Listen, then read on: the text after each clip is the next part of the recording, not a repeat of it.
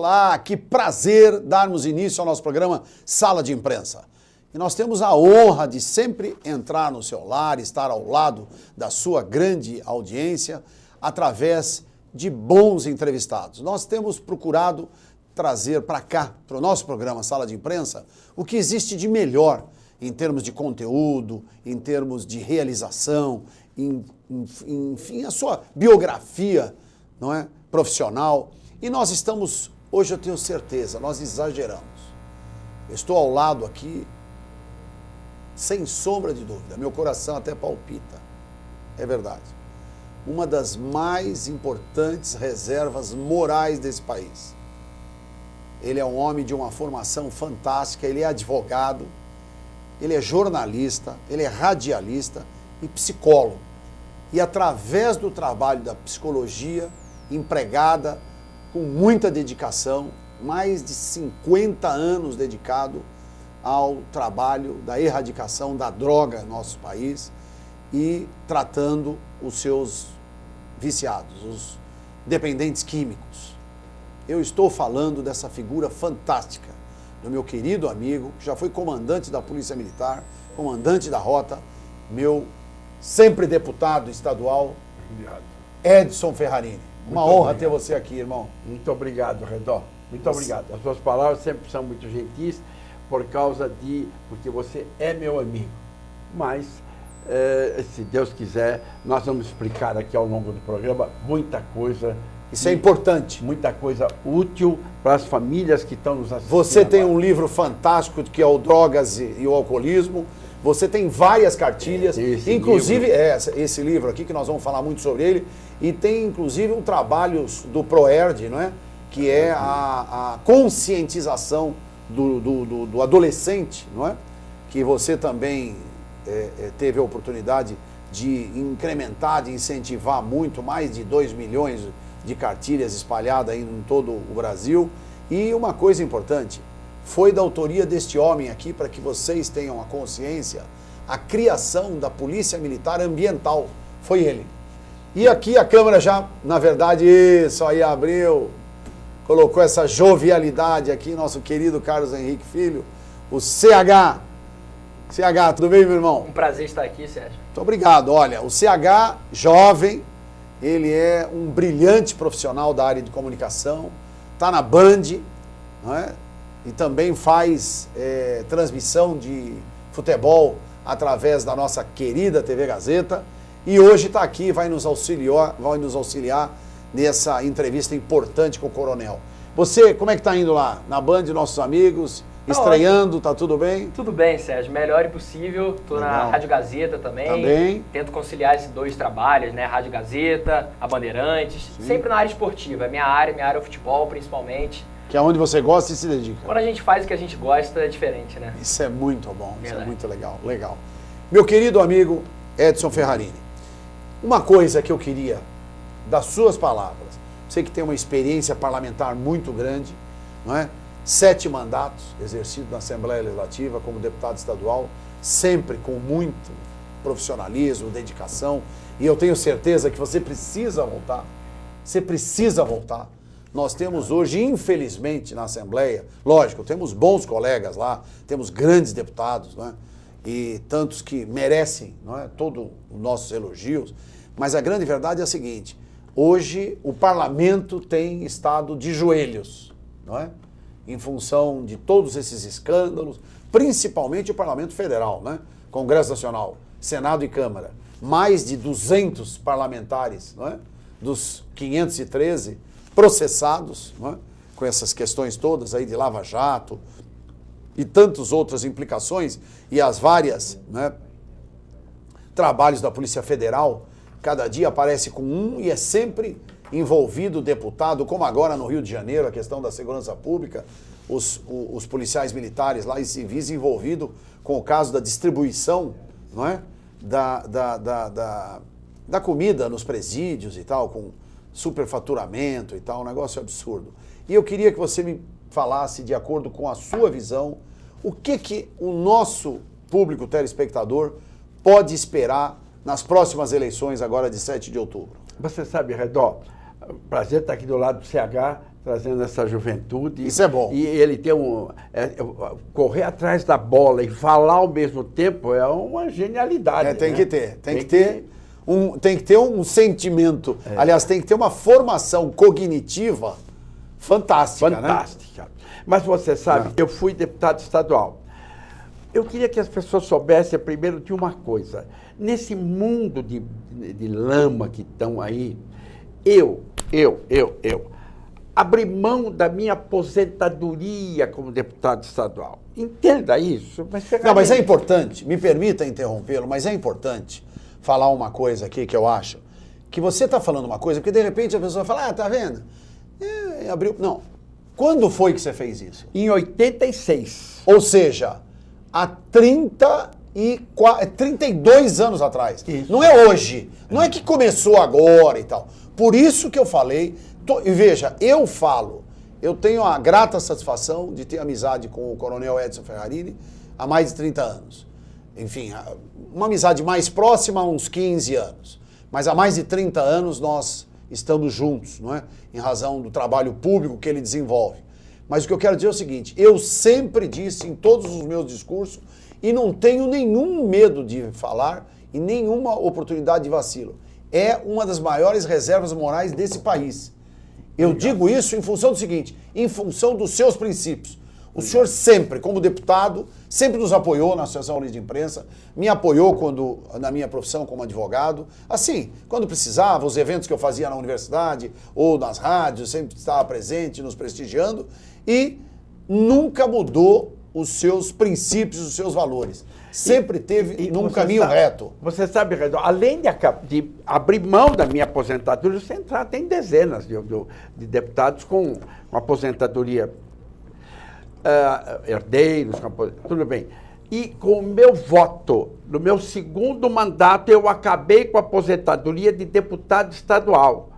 Presta atenção no que eu falo, confere isso, entra no site, entra onde quiser. Agora, o federal ainda tem todas essas mordomias. Eu fui deputado estadual. Na última eleição, eu tive 52 mil votos e acabei ficando fora. Isso. Mesmo com 52 mil votos. Você sabe, e a corrupção na política, ela é uma coisa terrível, porque com esse dinheiro roubado, com esse dinheiro que eles se apropriam, o cara se reelege. O Sérgio Cabral, esse bandido, esse ladrão do Rio de Janeiro, ele se reelegeria mais 10 vezes governador do Rio de Janeiro se ele pudesse se candidatar. Porque o dinheiro que ele tem, ele ia comprar... Gente, bracelete da mulher dele, $400 mil. Um bracelete, ou seja, uma peça para pôr aqui no pulso, $400 mil. Nós estamos falando em R$1.200.000. É brincadeira um troço desse? O governo do Rio de Janeiro é de mal a pior, viu? E você é carioca, né? Pois é. Eu falo isso com um pouco de autoridade, né? Morei a vida inteira no Rio de Janeiro e eu vejo amigos, professores, amigos dos meus pais fugindo do estado. Porque é um estado que pessoas ainda permanecem lá pelo amor que tem a cidade ao estado. Mas, ultimamente, de uns tempos para cá, esses últimos governos, o estado, como uma forma geral, indo de mal a pior. Entendi. Quebraram com a cidade, quebraram com o estado, e é isso o maior problema, corrupção. Mas você estava falando, meu coronel. Então, você veja como as coisas complicam ao redor. O Sérgio Cabral está preso.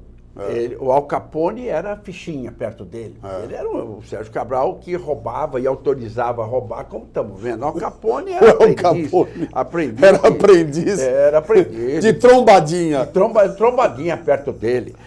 E a mulher dele, que o CH falou e você falou, ela recebia no seu escritório R$300 mil por semana, que a Odebrecht levava para ela, R$300 mil por semana em dinheiro, além de tudo que ele roubava.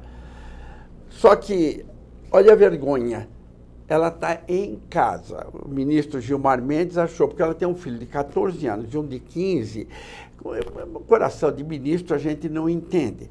Ele deu que ela permaneça em casa para cuidar dos filhinhos. Em regime de prisão domiciliar. Com um apartamento. O que é um absurdo, porque existem muitas presas pobres com filhos inclusive ainda em período de amamentação, e não podem sequer amamentar os filhos, porque está cumprindo o regime fechado, e aí tem aquele período normal e tal, mas a mulher do canalha do ex-governador Sérgio Cabral está em casa. Está em casa. Num apartamento de 400 metros no Leblon, à de beira-mar. frente para o mar.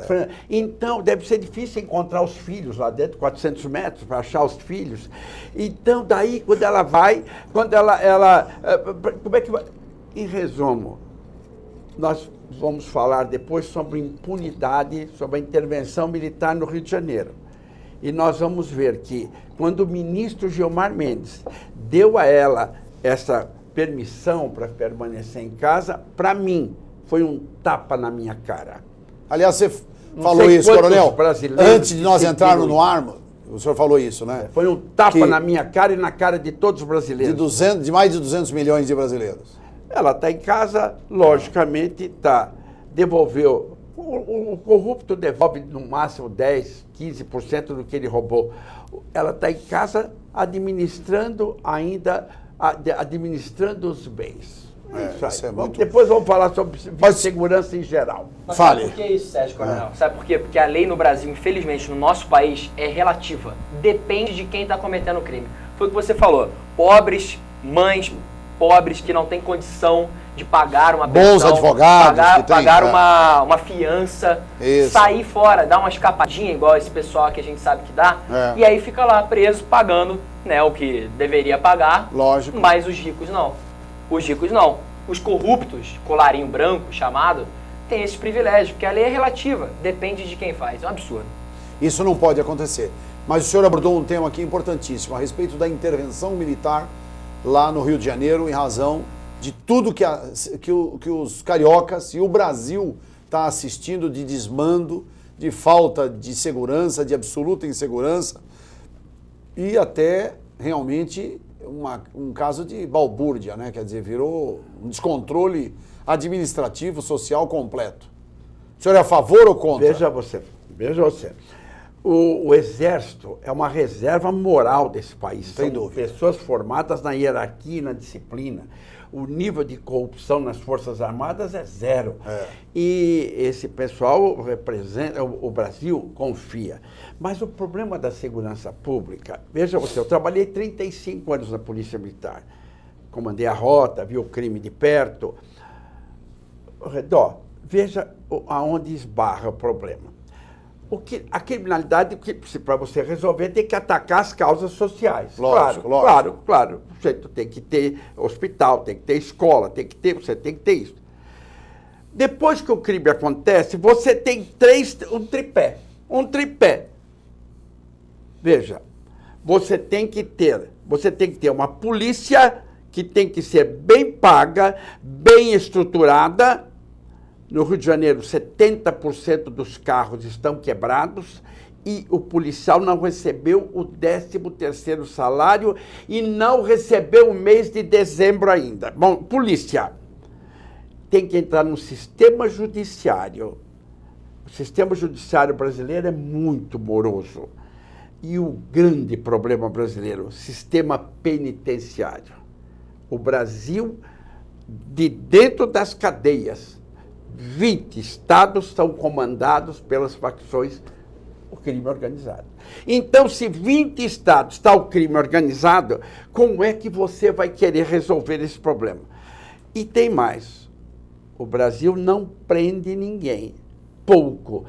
Encarcerado no Brasil, tem só 350 mil pessoas, com 200 milhões de habitantes. Vou arredondar. Estados Unidos tem 1.200.000. Os Estados Unidos, com 300 mil, só 100 mil a mais... 300 milhões de habitantes. Com 300 milhões de habitantes, tem 2 milhões de encarcerados e 200 mil. Então, lá, o crime não compensa. Aqui, a mulher do Sérgio Cabral é um exemplo que o crime compensa. Então, ou você mexe o Exército... Não, e outra coisa, é importante, essa lei de execuções penais, que também é um absurdo. Essa lei de execuções penais é algo que realmente nos deixa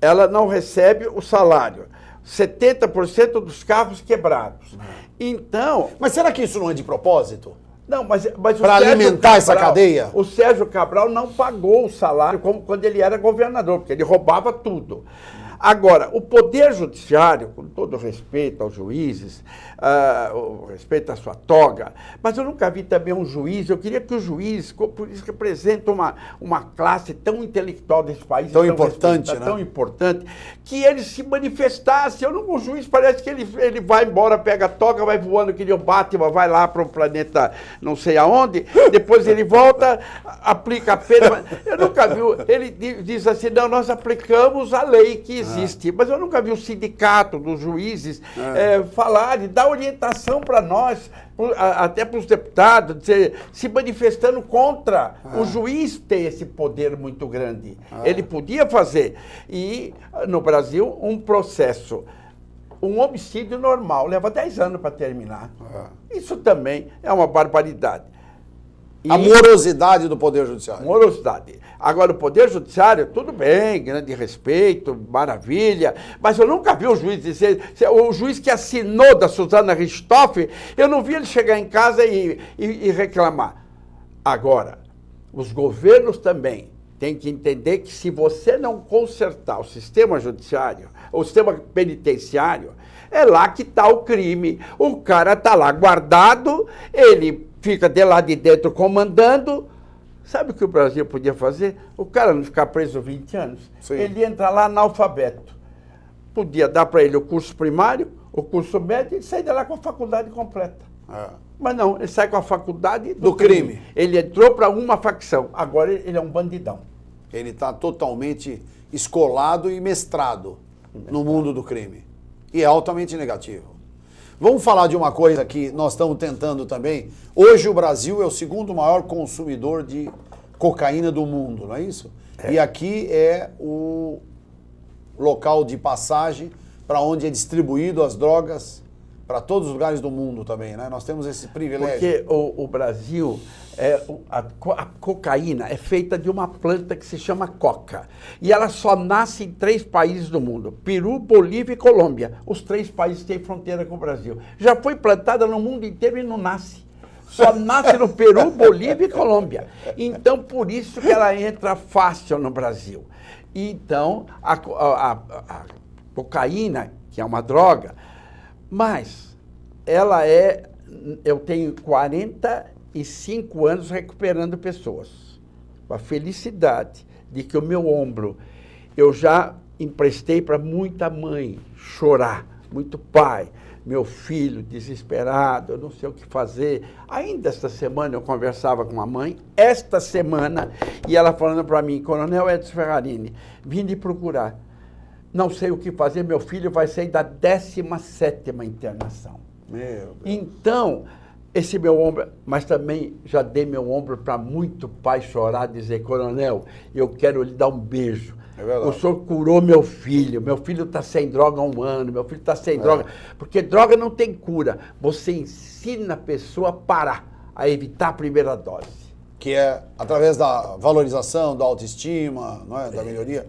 Então, eu estou vendo aqui, que maravilha, esse livro, Droga e Alcoolismo. Isso, dá um... Isso, olha lá.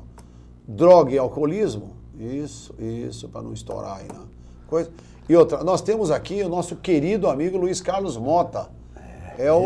Ele ajudou a imprimir, ele imprimiu esses livros. Ótimo, o Mota é um grande amigo, é inclusive o presidente, não é? Porque a TV comunitária é formada pela Fê Comerciários, a OAB e as emissoras independentes, né, do Fernando Mauro. Olha o espírito público desse homem, Mota. Ele imprimiu 10 mil livros desse aqui, porque esse livro é a salvação. Esse livro é a salvação por quê? Porque, na verdade, esse livro ensina a evitar a primeira dose. E como é que faz para a pessoa que quiser adquirir esse livro? Então, nós vamos... Eles entram em contato com você, entram em contato comigo, entra no meu site. Então fala qual é o seu site para aparecer nos caracteres. Qual é o seu site? Eu vou... Site é... Céu Coronel, Ferrarini, né? Céu, abreviatura de Coronel, Ferrarini Edson, @gmail.com. Você entra lá, pede, eu vou dar um jeito de mandar para você. E outra, e também tem o site do Coronel, que é www.coroneledson.ferrarini, tudo junto, coroneledson.ferrarini.com.br. Também, que esse é o site. E esse homem, José Carlos, o Luiz Carlos Mota, esse homem é um gênio, pô. Esse cara tem um espírito público que você não imagina. Esse homem aqui, ele imprimiu 10 mil livros desse e falou, Coronel, cada livro desse é uma vacina contra as drogas. Eu vou imprimir. E ele imprimiu isso aqui pela FEComérciários. Isso é muito bom. É sinal de que está usando uma lei que é da prevenção. Porque a prevenção, não existe nada, porque a prevenção, ela faz com que os governos economizem na área da saúde. Porque se você previne que o jovem não entre nas drogas e se estimule através do esporte, e está aqui o nosso querido Carlos Henrique, que é, na verdade, um grande locutor e que apresenta o esporte na sua íntegra, né, na TV Gazeta, na Rádio Gazeta e na Band, tem a oportunidade, através do esporte, de se estimular e não entrar na droga. Não é isso? O jovem tem que ter o orgulho de dizer, eu estou fora. E você sabe de uma coisa, o jovem, vou explicar daqui a pouco como é que o jovem entra na droga. Por quê? Que isso é importante. Esse seu filho de 14 anos, qual é o cuidado que você tem que ter? Nós vamos continuar falando daqui a pouco. Na verdade é assim, nós temos aqui, inclusive, um problema seríssimo hoje, que é também a insegurança, porque nós falamos muito do Rio de Janeiro, mas não falamos de São Paulo. São Paulo também é uma brincadeira, com todo respeito. Apesar ao nosso de ter delegado geral, a melhor polícia militar do mundo. Do mundo, é verdade. A Polícia Militar de São Paulo é equiparada às melhores polícias militares do mundo. Nós temos que reconhecer que o governador Geraldo Alckmin reduziu e muito a mortalidade, né, os homicídios, sem sombra de dúvida, próximo, inclusive, dos índices internacionais. Só precisa melhorar o salário dos soldados, do soldado ao coronel, precisa melhorar. Da PM, né? Da PM, da Polícia Militar. Está um desastre, né? Está um desastre. E da Polícia Civil também. Da Polícia Civil, dos delegados, dos investigadores. É o terceiro pior do país, né? Terceiro pior do país. Não é? Quer dizer, está abaixo, inclusive, imagine, do estado de Sergipe, do Piauí. Os policiais militares e a Polícia Civil ganham menos do que um policial militar de Sergipe, de Piauí, do Maranhão. Quer dizer, no fundo é um desprestígio, é uma ofensa. Porque se você parar para pensar, um estado com quase 50 milhões, não é? 50 milhões de habitantes. 50 milhões de habitantes. Não é? O estado de São Paulo inteiro, os 645 municípios. Quer dizer, você equiparar a nossa polícia militar, que é uma das mais bem apresentadas, é uma das mais bem informadas, né? Você não anda em São Paulo 20 quarteirões sem que você veja uma viatura policial, sem que você veja um policial arrocando de motocicleta, sem que você veja um policial andando de bicicleta, sem que você veja um policial a pé. E o telefone 190 recebe 40 mil chamados por dia. É o maior plano de saúde do pobre, é o telefone 190. Porque eles chamam para tudo. Chamam para tudo. Filho que está nascendo. E se não der para chegar a viatura, porque o lugar está muito longe, vai buscar de helicóptero, com águia. Verdade. Que, aliás, nós vamos entrevistar aqui o nosso Coronel Falcone, Carlos Eduardo Falcone, coronel da Polícia Militar, que ele criou o comando da Polícia Militar Aéreo. Nós vamos entrevistar no nosso programa também. É outro gênio. Outro maravilhoso policial militar. E eu queria, então, que agora... Eu acho importante, muito importante, porque nós não podemos aproveitar até a presença de um jovem como o nosso querido Carlos Henrique, que tem, não é, graças a Deus, uma família maravilhosa, muito bem estruturada, não é? O Carlos Henrique vem de uma família abastada, de gente muito boa, tradicionalíssima, inclusive, né? Ele tem uma ramificação de juristas, não é, da sua família e inclusive que vieram para cá. Nós temos até um procurador aqui, que é como é que chama? A ramificação da sua família de juristas. Então, tenho a família Clemenceau. Clemenceau, sim. Tem também a ramificação do Corifeu de Azevedo Marques. Corifeu de Azevedo Marques. Avenida jornalista, aqui. Exato. Isso. E a parte da família mais para cima. Isso, exatamente. Enfim, então, na verdade, nós temos graças a Deus, um jovem muito bem criado, com uma boa estrutura. Se der tempo, eu vou contar aqui como eu cuidei, embora eu seja São Paulino, eu vou contar... Ninguém é perfeito, né, coronel? Eu vou contar aqui... Você viu, o senhor estava indo tão bem como até agora. Eu cuidei do jogador Dinei. Como que ele veio às minhas mãos por causa da cocaína. Depois eu conto. Então, mas eu quero que o senhor fale agora, que é muito importante, como prevenir a oportunidade do jovem entrar na droga. Isso é importante.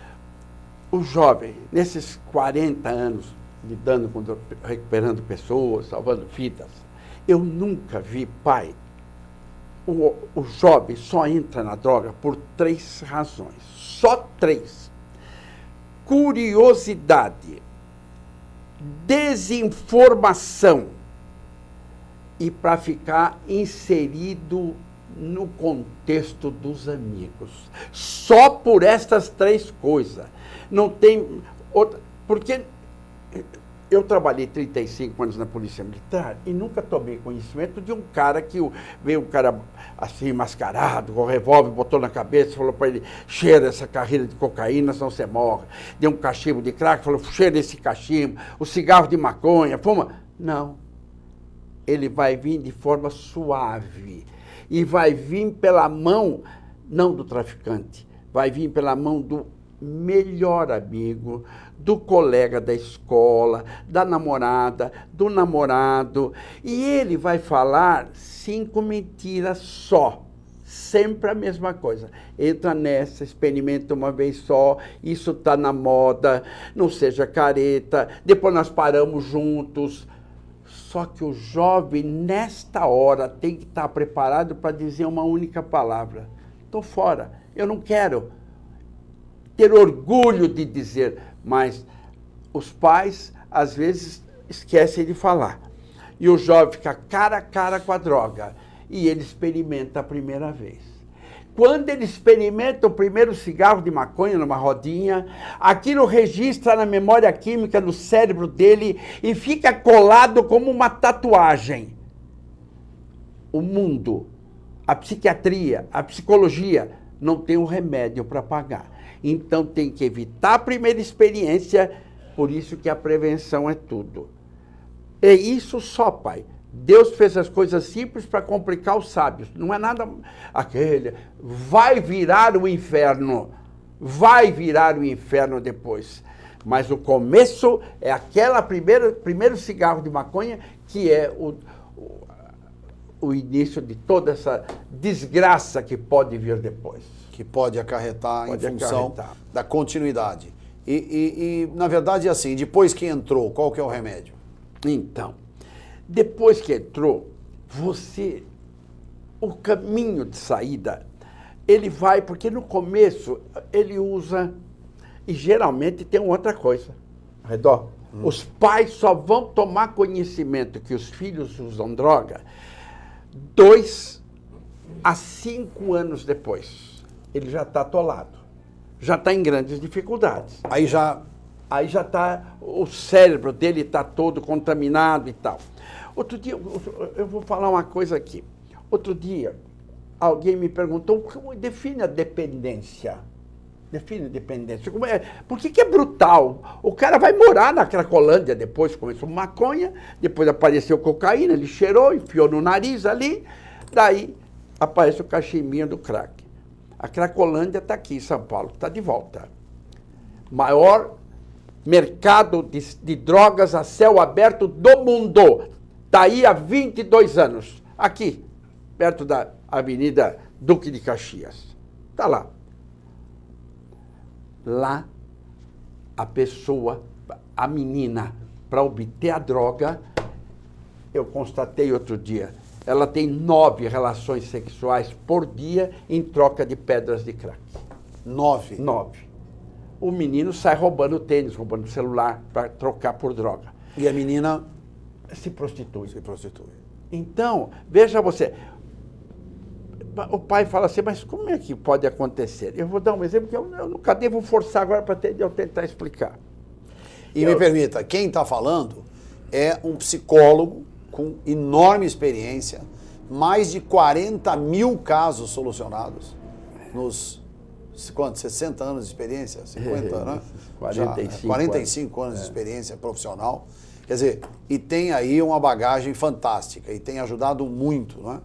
E aí o senhor estava falando? Eu estava dizendo o seguinte, eu não bebo, não fumo, nunca usei droga, não me gratifica. Eu não tomo um copo de cerveja vai fazer uns 2, 3, 4 anos. Não por nada, não me gratifica, não me faz bem. Eu nunca experimentei droga, mas antigamente era bonito fumar. Era normal fumar. Antigamente. Era bonito, fumava um cigarro, tinha propaganda na televisão. E eu fumava Hollywood. Hollywood eu fumava. E um dia, fumava Hollywood. Achava gostoso e queria, e tinha vontade de fumar Hollywood. Nunca usei droga, não bebo, porque não me gratifica. Eu, um dia, não conseguia parar de fumar. Um dia fui no médico, no hospital militar, ele tirou uma radiografia do meu pulmão, mandou repetir a radiografia, eu comecei a suar, tremer, falei, doutor, eu tenho câncer. Ele falou, não, o senhor não tem ainda. O senhor não tem, mas o senhor tem, se o senhor for ter aqui, que o senhor vai ter câncer, porque o senhor já escreveu na ficha, pulmão dilatado, bronquite crônica. Daquele momento em diante, isso faz 40 anos, nunca mais eu acendi um cigarro. Presta atenção no que eu vou lhe falar agora. Nunca mais eu acendi um cigarro. Eu não deixava de fumar um maço por dia. Hollywood. Outro dia eu falei, se o mundo acabar amanhã, eu fumo um maço de Hollywood. Olha que coisa terrível. 40 anos depois, 40... com toda a consciência técnica, profissional, médica, enfim. Veja o que é registrar no cérebro. Multiplica por 10, é a vontade de quem fuma maconha. Multiplica por 50, é a vontade de quem cheira cocaína. Multiplica por 100, é a vontade de quem usa crack. Está entendendo o que é dependência? Não é fácil. Por isso que não para. Não tem jeito. Né? Não tem jeito. Quer dizer, fica registrado no não cérebro. Experimentar. Grande lance. Depois vai ter desculpa. E você acredita, coronel, eu vou falar uma coisa agora, e isso serve para o meu querido amigo, que na verdade, Carlos Henrique, por mais que a gente queira, você tem aí, e você é bem jovem, e eu já tive também a sua juventude, e a gente é instado a experimentar droga toda hora. Toda hora. É uma balada, é um amigo, é um outro que tem um cigarrinho ali, é um sítio que você vai, é uma fazenda, é um barco, é um não sei o quê, é um passeio, é uma viagem, não é? E você está toda hora sendo testado. E eu, não é? Nunca tive a oportunidade de cair nessa. Nunca. Também pelo mesmo motivo. Nunca, né? Por motivos até de ordem cristã e tal, e eu também, né, professo a Deus e acho que não tem nada a ver, né? Mas a grande verdade é a seguinte, não é fácil. Não é fácil. Não é fácil. Você ter, não é, a retidão de você manter princípios, valores e tal, porque as pessoas acham, não, pô, dar um bruto barato, que nem amigos meus, pô, você, não é, ter relações sexuais depois de você fumar um cigarro de maconha e tal, te dá um bruta barato e tal. O barato para mim que dá é achar que você está, né, fazendo algo como um saco de batata, né? Quer dizer, tá certo ou não? Sem amor, sem... Como é que o jovem vê isso? É isso que nós íamos perguntar. Então, dando a minha perspectiva, assim, agora... Isso. Maconha, principalmente a maconha, que é a que oferece com mais facilidade, né? Isso. Porque no começo, quando você não entrou em nenhuma droga, quando você ainda está zerado, o que vão te oferecer de cara para te convencer é a maconha. Porque ninguém chega lá, fuma crack. Porque não. Eles querem convencer por baixo. Por baixo. Para você ir subindo. Então, maconha... Até para você ir sentindo o barato. Exatamente. Porque aí você quer mais, Lógico, quer mais, e vai indo quando você vê tá perdido. E a questão é exatamente essa coisa que você bem falou. Graças a Deus eu tive uma família, minha mãe principalmente, sempre falando, diga não. E bateu a tecla disso sempre. Eu perdi a conta de quantas vezes eu tive que falar não. Muitas. Porque você vai numa festa, você vai num churrasco, você vai na casa de amigos, sempre tem. Já me chamaram de careta, já me chamaram de não sei o quê. Vai, babaca, pô, parece babaca. E outra, só um peguinho, é rápido, pô, você vai ficar legal. E outra, não tem nada, é só um, acabou. Mas cansei de ouvir isso. Vou te falar. Tive, inclusive, uma vez, eu vou ser muito sincero, eu posso agora, tranquilo, né? Enfim, a gente já tem experiência, vivência e tal. Uma vez nós saímos em 4 casais, os 3 casais fumando, e aí falaram, desculpa, mas pô, se vocês não forem fumar, porque ainda bem que eu peguei, a minha namorada também na época não queria. Não, se vocês não fumarem, então é melhor a gente ir embora. Eu falei, por isso não, vou embora. Não, fica aí, pô, estamos brincando. Quer dizer, o cara testa. Entendeu? Era o que eu ia falar agora, Sérgio, porque assim, pode até chamar de careta, pode até falar, não sei o quê, mas depois passa. Porque não vai faltar gente para esse pessoal oferecer. É verdade. Entendeu? Basta você dizer, não, teu amigo de verdade vai continuar sendo teu amigo. Entendeu? É lógico. Vai continuar sendo teu amigo. Eu acho até, o seu amigo não te oferece, né? Exatamente. Se o cara é amigo. Exatamente. Mas quem oferece é o amigo. É o amigo que oferece, porque ele acha que ele está certo, ele acha que se você conversa... Ele é moderno. As mães me dizem, não, meu filho diz que vai ganhar muito dinheiro, vai comprar maconha da melhor qualidade, ele vai continuar usando, ele não se arrepende. Maconha da melhor qualidade. Ele não E essa onda de que falam que a maconha faz menos mal do que o tabaco do cigarro? Então, é onda, é conversa. Se eu quero vender um produto, o cara não vai fazer apologia do produto que ele quer vender. Lógico. Então, por isso eles falam isso aí. Mas ele nunca vai falar mal desse produto. Não, a maconha é a porta de entrada. E essa ideia, porque tem uma coisa, eu quero deixar claro, inclusive isso é de propositura do deputado nosso querido amigo Campos Machado, na defesa, não é? Intransigente, porque no Supremo Tribunal Federal, é importante também que você alerte o nosso pessoal lá da redação e tudo mais, nós precisamos fazer matérias contra isso. Todos os programas falo, que eu acho que é a contribuição que eu estou dando. O Supremo Tribunal Federal está votando, tá certo? A inconstitucionalidade de uma proposta aí referente à lei das drogas para que a maconha e a cocaína sejam liberadas. E dos 11 ministros, 3 já votaram. O Barroso já votou, a Carmen Lúcia não votou, é o Barroso, a Rosa Weber e o Toffoli. Já votaram favoravelmente para a liberação. O Trump, essa semana... Da maconha e da cocaína. Mas o Trump, isso é um absurdo que está fazendo no Supremo. Isso é um absurdo. O único país do mundo que autorizou foi o Uruguai.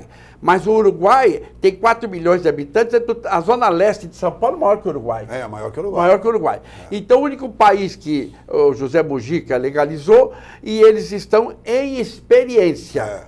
Agora, por que a gente não fala também do Trump, que foi outro dia na China, e perguntou para o chinês, ele não entendia como que o chinês, com 1 bilhão e 600 milhões de habitantes, não tem problema com droga. Ele falou, não, aqui eu tenho pena de morte. Acabou. E ele falou, e o Trump falou, eu vou pensar na pena de morte nos Estados Unidos para o caso das drogas. Então, na China, 1 bilhão e 600 milhões não tem, porque tem pena de morte. Acabou. Consumiu, morreu. Que foi o caso daquele brasileiro que a presidente Dilma, inclusive, quis intervir a ele e tal, que levou na Indonésia, que levou cocaína dentro da prancha de surf e tal. E lá também é pena de morte. Pena de morte, maravilha, pena de morte. Tem que ter pena. Para acabar a Cracolândia de Nova York, o Rudolph Giuliani, o prefeito... Prendeu todo mundo. Ele acabou, mas como é que ele acabou? Era assim. Primeiro, o Poder Judiciário se interviu com ele, inteirou com ele. Não tinha como. Engajou e estamos juntos. Só que era o seguinte, o carro pegou 150 gramas de droga no carro. O cara fica preso, o carro vai a leilão e a droga é queimada. A pena para 150 gramas de droga era 15 anos. 150 gramas? 150 gramas. Era 15 anos. E aqui, 10 toneladas é 8 anos. 10 toneladas aqui... É 8 anos. Se cair lá para algum ministro... E o ministro é capaz de dar regime aberto ou então fazer uma transação penal. Pedir para ele cumprir trabalho... Coitado, o ministro vai falar isso aí pra gente. Então, não, e outra, e assim, né? Pobre, você vê, meu pai foi muito pobre, foi até o 2º ano do primário, não é? Graças a Deus deu muita educação para nós, para mim e para minha irmã, não é? Nós nos formamos, quer dizer, constituímos família, nos estruturamos, e ele nunca na vida dele, que ele falava, filho, foram inúmeras as vezes que me convidaram para assaltar, para roubar, eu passei fome, eu tive desespero, e tinha 11 irmãos. 11 irmãos. Quer dizer, passei fome, tive problemas terríveis. Nunca na minha vida pensei nisso. Mas eu nem pensava. E a gente passando fome, porque não é fácil. Quando você passa fome, aí sua cabeça muda. Tá certo? Quando eu nasci, meu pai era soldado da Força Pública, combatente de 32. O meu herói, o meu ídolo, o meu pai, soldado, com aquele salário pequenininho. Se hoje é pequeno, hoje, com o Brasil moderno, com tudo, eu imagino na época. E olha, tá aqui, olha os filhos que ele criou.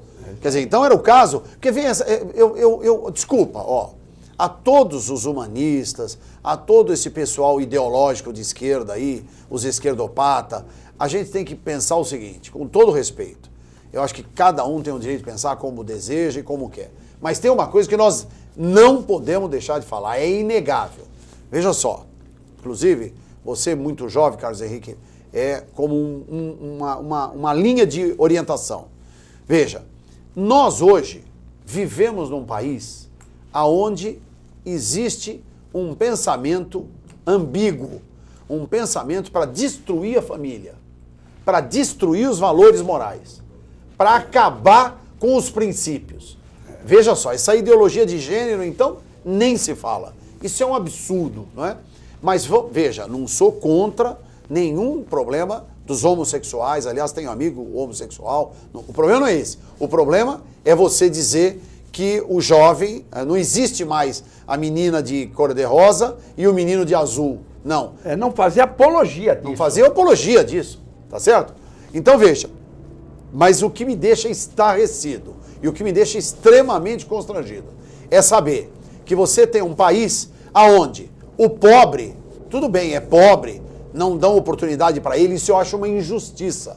Tem que se dar oportunidade. Claro, tem que se ter políticas públicas para melhorar a educação, para melhorar o emprego, para fazer com que ele viva dignamente, para fazer com que ele construa só a sua família. Só para fazer, pela oportunidade, sim. A Holanda, a Noruega, a Dinamarca está fechando cadeias e abrindo escolas. Então, só para entender nisso que ele está falando. Exato. Se você melhorar as condições, você fecha a cadeia e abre escola. Abre escola. Agora, o Brasil é um país enorme, não é? Um país continental. Mas nós temos aqui uma visão completamente torpe. Essa história de que é pobre, tem que ser ladrão, tem que ser bandido, ou vai para o mundo da marginalidade, isso é um equívoco absurdo. Porque veja, um dos países mais pobres do mundo é a Índia. Tá certo? Onde 60% da população é analfabeta. Na Índia. Tá certo? E nem por causa disso o índice de criminalidade na Índia é alto. Quer dizer, então o sinônimo de pobreza não é o da marginalidade. Não é do crime. O crime ele advém em razão do quê? Da quebra dos princípios, dos valores. Você vê o povo indiano, eles são todos muito religiosos, são muito crentes. Tudo bem na crença deles, na crença, não é? Hindu, com todos aqueles dogmas, com todas aquelas coisas. Você vê, o povo lá tem dificuldade no acesso à alimentação e os animais transitam na rua, o gado. O gado a vaca, né? Animal sagrada. Tá certo? Quer dizer, então, todos esses valores, e nós respeitamos. Então, quer dizer, não venham me dizer que porque o cara nasceu pobre, porque o cara é pobre, ele tem que, obrigatoriamente, partir para o mundo do crime. Tá certo? Não. Você veja o que está acontecendo no Rio de Janeiro, é um descalabro. Tá certo? Mas também no Brasil é a impunidade, porque o pobre pode achar, tem essa teoria e tal, mas quem está roubando também são os bilhardários. Que esses são piores. São piores. Para esses aí, que pena que não tem pena de morte no Brasil. Deveria. O Sérgio Cabral já pensou. E esses outros políticos todos. Odebrecht, que maravilha. Então, como agora está tramitando no Congresso Nacional para que os crimes, não é, contra o patrimônio público, os crimes, todos esses, não é, crimes de usurpação do dinheiro público, seja considerado crime hediondo. Como é o de tráfico, como é o de estupro, como é, tá certo, o latrocínio, que é o roubo seguido de morte. Quer dizer, se tivesse isso, seria maravilhoso. Agora, se o Supremo cair na pequenez de disser que você só vai para a cadeia depois da quarta condenação, se mudarem isto, o Brasil vira uma anarquia generalizada. Porque... Não, mas não vai mais. A ministra, inclusive, avisou, mas eles vão forçar. Mas é bom falar. Eles vão e ainda forçar. Mais vindo da sua opinião, da Eles sua envergadura, da sua estirpe, nós é somos muito valioso. Somos advogados. É verdade. Se você, da segunda vez, se você é julgado e condenado na segunda Na primeira instância e na segunda instância, colegiado por unanimidade. Não cumpria a pena, porque era só na quarta. Com trânsito em julgado da pena. Eu não quero citar nome com todo respeito. Paulo Maluf nunca iria para a cadeia, porque você contrata com o dinheiro, ele é da teoria do rouba, mas faz, se falava, e ele ficava impune. Porque com o dinheiro que você rouba, você contrata os melhores advogados do Brasil, 10. Então você fica protelando. Agora, em segunda instância, é capaz que o Eduardo Cunha não saia mais da cadeia, também é muito bom. E o Sérgio Cabral também, não vai sair mais. Sérgio Cabral não vai sair mais. Tomara que não faça uma anistia ou algum ministro, não é que a gente está...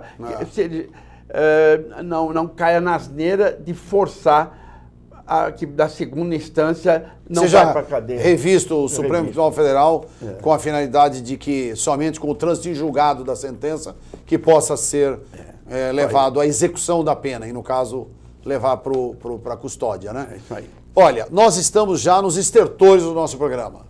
Foi tão rápido, tão ágil, em razão até da eloquência dos assuntos e da verve aqui toda empregada.